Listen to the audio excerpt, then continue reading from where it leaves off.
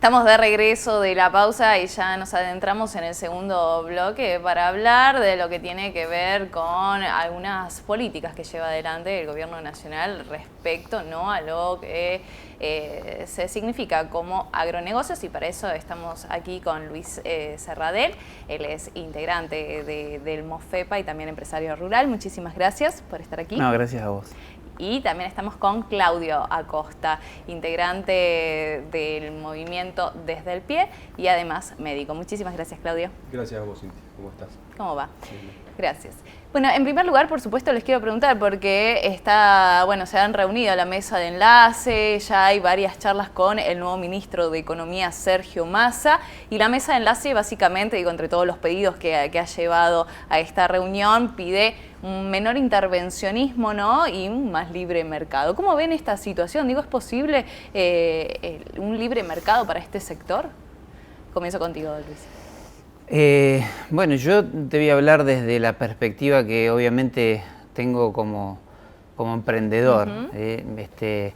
La actividad privada, según la Constitución Nacional, y lo dice Alberdi muy claramente, debe tratar de hacer todo lo posible para que el bienestar de las personas se manifieste a través del trabajo, de la generación de empleo, de la generación de capital. Y eso no se logra de otra forma que no se haga, digamos, dejando que la gente pueda confiar en lo que se le dice que va a ocurrir y invirtiendo. O sea, el capital más grande que puede tener un país para el crecimiento, el desarrollo de las personas individualmente, es a través del ahorro y de la inversión. Cada vez que yo escucho que está en disputa, ¿no es cierto?, a quién le sacamos, si le sacamos a la industria, a la producción, al comercio, a los empleados, digamos, entramos en un círculo que en vez de ser virtuoso es vicioso, porque en definitiva lo que se está dañando es la Constitución Nacional, que está claramente descrita de cómo deben ser las reglas de juego, y lo que ocurre es que sistemáticamente hemos torcido la Constitución Nacional desde su inicio. Entonces es como que no logramos poder ponernos de acuerdo en algo tan básico y que Alberdi lo dice tan claramente. ¿De dónde salen las contribuciones para bancar el fisco?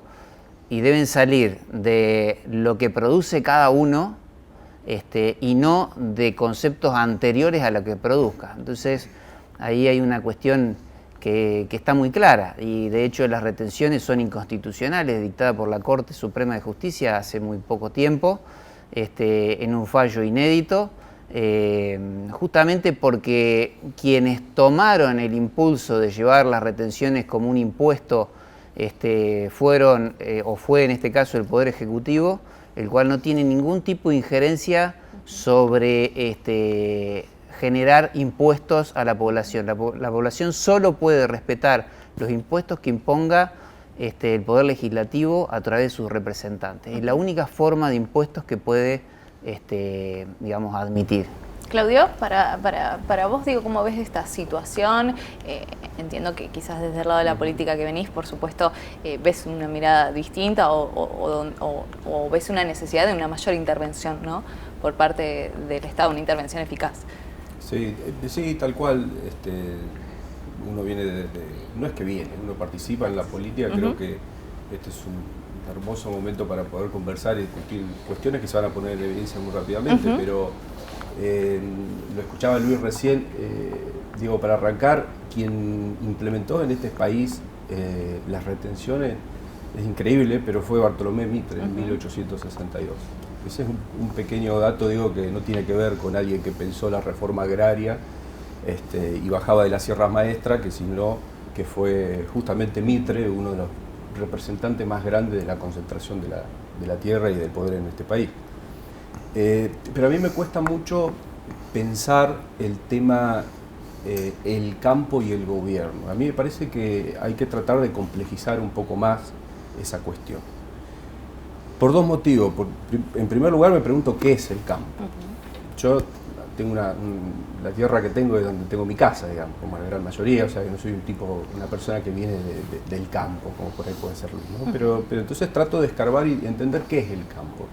Cuando hablamos del campo, ¿a quién nos referimos? A los pueblos originarios, a los que se les arrebató la tierra allá por el siglo XIX, con la conquista del desierto, y antes también, desde Rivadavia. ¿Quién es el campo? El hachero que todavía vive. Yo, aparte de lo de la política, soy médico y trabajo mucho con gente y joven y algunos no tan joven, que toda la vida han vivido en el monte vendiendo su fuerza de trabajo y que no saben leer ni escribir. Hablamos del hachero, hablamos de los trabajadores informales, esclavizados, clandestinos, que tienen muchos, no quiero decir productores, terratenientes, me estoy refiriendo a los terratenientes. O hablamos de un pequeño o mediano productor que tiene 200, 300 hectáreas. O cuando hablamos del campo, hablamos de los grandes terratenientes y latifundistas que tienen cientos de miles de hectáreas. Entonces, eso en primer lugar. En segundo lugar, yo creo que las políticas que está teniendo el gobierno no son muy desfavorables a las políticas de concentración que vienen teniendo los sectores más concentrados del campo, por decirlo de alguna manera. Y ahí sí hablo de los Urquías, que tienen 210.000 hectáreas o más, Grobo Copatel, que tiene más de 50.000 hectáreas, que son los grandes propietarios que concentran la tierra y que tienen grandes latifundios. Bueno, desde ese punto de vista, yo creo que, por supuesto, que hay que no solo tener impuestos y retenciones, sino que tiene que haber una mayor política del Estado, que lo que termina haciendo es que estos latifundios no existan. Y insisto, no estoy hablando del productor que trabaja la tierra, estoy hablando de los especuladores, de los grandes especuladores del agronegocio, como vos decías anteriormente. Entonces, vemos que los pequeños y medianos productores que no pueden especular y que tuvieron que vender sus insumos ahora que tiene que ver con la soja, este último tiempo, para poder comprar aquellos insumos, no van a ser beneficiados de ese 15% que representa el dólar soja. Entonces, quienes sí se van a beneficiar, y estas son las medidas que tomó este gobierno y a partir de la asunción de Massa, quienes sí se van a beneficiar son justamente los grandes especuladores que acopiaron la soja. Se habla de 18.000 millones de dólares, que más o menos representa ese valor, lo que había en los hilos bolsa. Entonces me parece, termino con esto, que flaco favor está haciendo el gobierno a los sectores concentrados. Y por supuesto que los sectores concentrados siempre les va a parecer poco. Bien. La Argentina se debate desde civilización y barbarie en una Argentina, ¿no es cierto?, de polarización. Desde ahí para acá siempre hemos tenido, ¿no es cierto?, historia de polarizaciones. Y un poco lo que ustedes están marcando, ¿no?, esta lucha entre el campo y la ciudad, o entre el campo y el gobierno. En los tiempos que vivimos, digo, y incluimos, si quieren, a la guerra de Ucrania como un actor principal en el mundo, ¿no es cierto? Digo, ¿por qué Argentina no emerge alguna vez de esta discusión para salir y vender al mundo todo lo que se produce, ¿no es cierto? Y si ustedes ven que esto tiene que ver con alguna ideología o con algún partido o con alguna forma de hacer política que sienten que el campo se siente atacado o agredido en este sentido.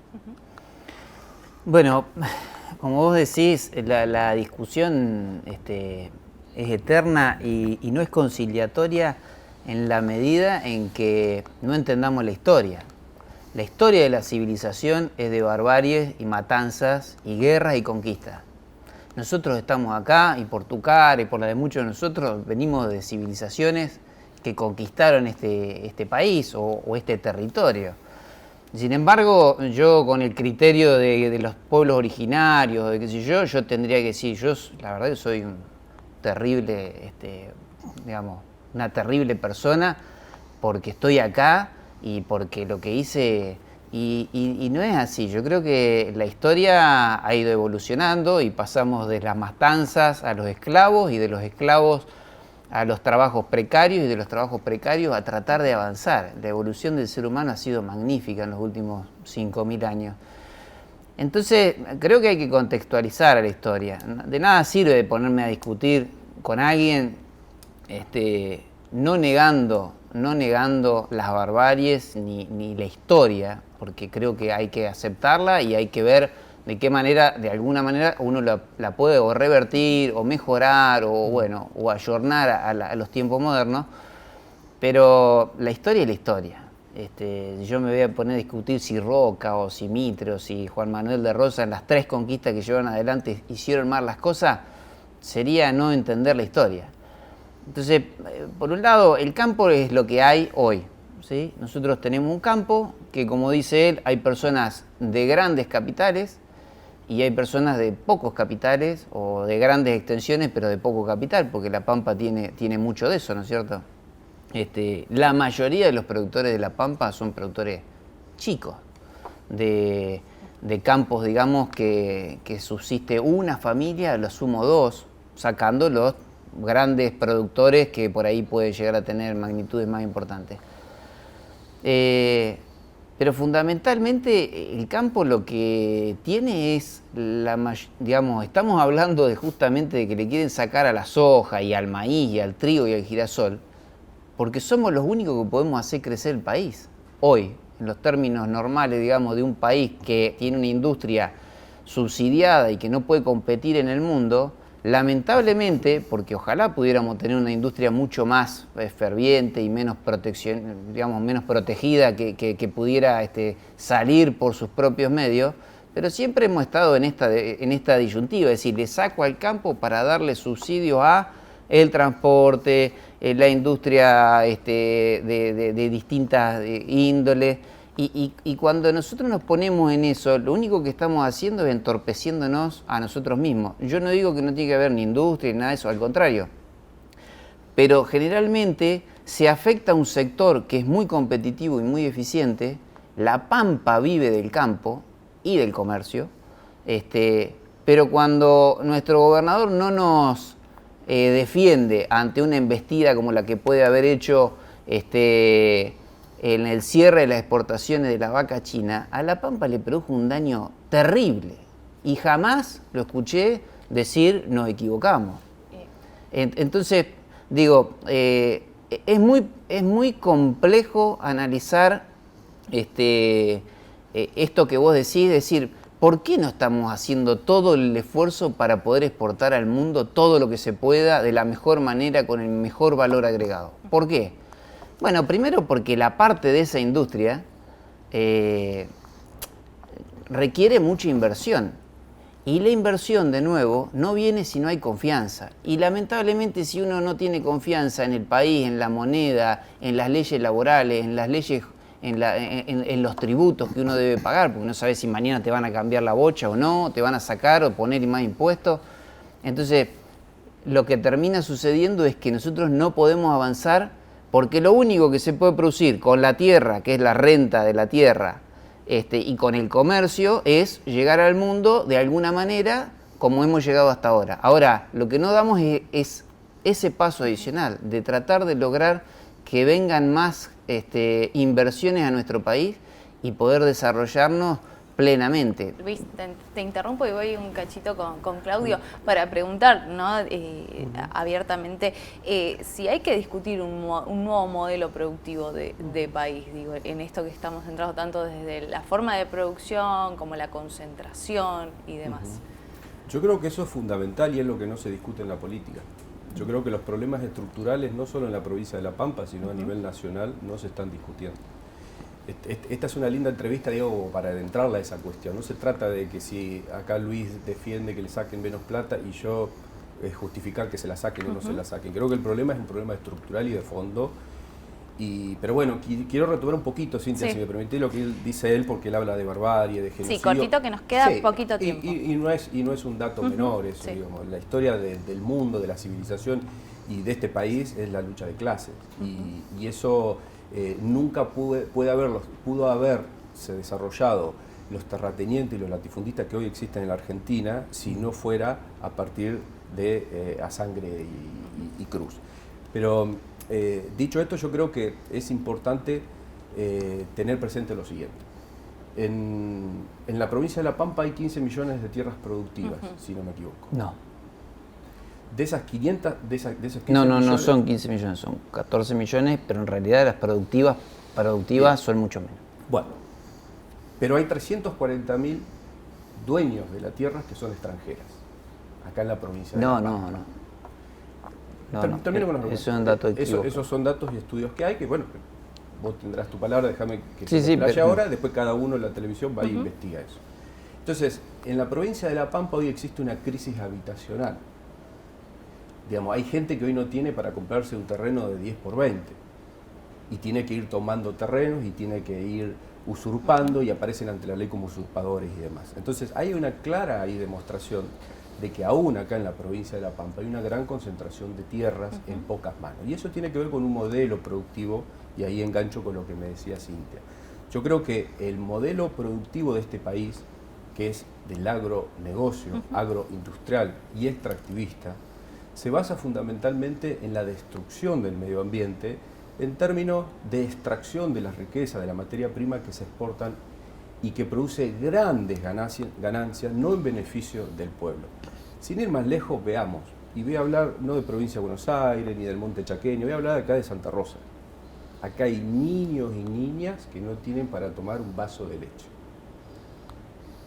Y si alguien se ha beneficiado todo este tiempo, como me preguntaba Gustavo, nos preguntaba, son las grandes multinacionales, las grandes empresas del agronegocio, los Nestlé, Molino, AGD. Formadores de precios, además. Son los que, exactamente, son los que fijan los precios, los que producen desabastecimiento y son los que ganan miles de millones de dólares. Esos datos están. Entonces, cuando hablamos del modelo productivo, digo, tenemos que pensar en la concentración de la tierra, pero tenemos que pensar también en la industria agroalimenticia y tenemos que pensar también en las grandes agroexportadoras. El 92% de lo que se exporta en este país, que sale como si nada por la vía navegable del Paraná, que no la controla el Estado aún hoy, y se habla de 30.000 millones de dólares que salen por ahí, que eso es lo que está en la Bolsa de Comercio de Rosario como dato, o sea que no hay datos, seguramente entonces quiero decir que esto es mucho más. Bueno, todo eso genera una riqueza para los grupos concentrados. ¿Por qué? Porque evaden impuestos, porque no se pesa lo que sale por ahí. Entonces, esto de que con la pandemia y con la guerra de Ucrania todos se perjudicaron, eso no es cierto. Los que se perjudican son los pobres, los que realmente, creo yo, y a diferencia de lo que piensa Luis, son los que hacen un país. Acá el que hace el país es el que trabaja. Y la tierra, Luis, perdóname que te hago un intercambio con vos, es del que la trabaja, no del que la tiene y especula. Porque no creo que nadie tenga millones de hectáreas y la haya hecho trabajando. Si no, fijémonos en los 90, qué pasó acá con los productores, con las mujeres que hicieron grandes luchas para que el campo no se los quede el banco u otros grandes terratenientes. Ya tengo que ir cerrando. Perfecto. Retomo un cachito lo que dijo Claudio y te pido una respuesta cortita, ¿no? ¿Es este sector del campo, ¿no? Los agronegocios concentrados, los formadores de precios? Yo creo que en algunas cuestiones puede haber una formación de precio, pero creo que la formación de precio para lo que le llega al consumidor tiene que ver más que, digamos, la base del producto nunca puede ser formador de precios. Si yo produzco 1 kilo de trigo y a mí producirlo hoy en una hectárea de campo me cuesta $500, lo que yo recibo cuando lo vendo no es la formación de precio, es el primer eslabón. Después todo eso tiene un montón de transformaciones que son las que uno podría decir, bueno, a ver, parte del precio se forma por el transporte, parte por pero la realidad es que hoy el precio lo determina básicamente la cuestión impositiva. El 56% de los impuestos del trigo, por ejemplo, van al Estado. Entonces, si vos me decís, ¿qué tendría que hacer el Estado? Y lo primero que tendría que hacer para defender a estas personas que él dice que hay que defender y que el campo no defiende, el campo aportó $180.000 millones en los últimos 20 años. Pero más allá de eso, para defender lo que tendría que hacer es, por ejemplo, sacarle el IVA a los alimentos. ¿Por qué no lo hacen? Y porque no les conviene. Pero es el impuesto, digo, o también son esas personas que son dueños del primer eslabón de la cadena, del transporte y también de la comercialización. Eso no es así. El productor que se dedica a producir, produce. El que se dedica al transporte, transporta. El que se dedica al comercio, no hay alguien que haga todo eso y que pueda decir, bueno, podés tener un supermercado que quizá tiene, no sé, en algún momento de la cadena puede haber una dificultad que básicamente tiene que ver con la inflación. O sea, acá el gobierno te cobra el 100% de un impuesto que es a los pobres directamente y que es la inflación, el 21% a los alimentos y que es el IVA, y digamos, y si vos pudieras achicar eso, que es a lo que se dedican, emitiendo y generando estos conflictos, entonces, claro, el discurso del otro lado es mucho más fácil de llevar adelante, porque jamás produjeron nada, muchas personas que nunca produjeron nada, nunca arriesgaron ni capital, ni tiempo, ni sacrificio, ni nada en producir, y obviamente que es mucho más fácil decir, no, mira, se lleva la plata, cuando yo en realidad siempre los invito, vengan, y si vos querés, yo te hago sembrar, y vamos a ver qué tanto yo me llevo cuando pasemos la zaranda. Luis, Claudio, les quiero agradecer muchísimo. Nos quedamos lamentablemente sin tiempo. Muchísimas gracias. Bueno, a vos. gracias. Gracias. Nos vamos a una pausa y enseguida regresamos.